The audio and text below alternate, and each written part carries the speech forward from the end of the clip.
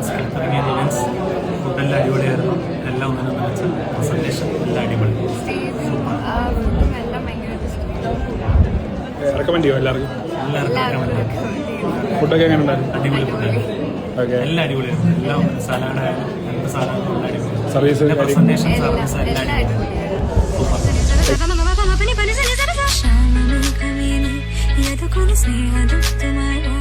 ഇതുവഴി കാളിന്റെ തടത്തിൽ അരിയൊരു പ്രേമ ലക്ഷമായി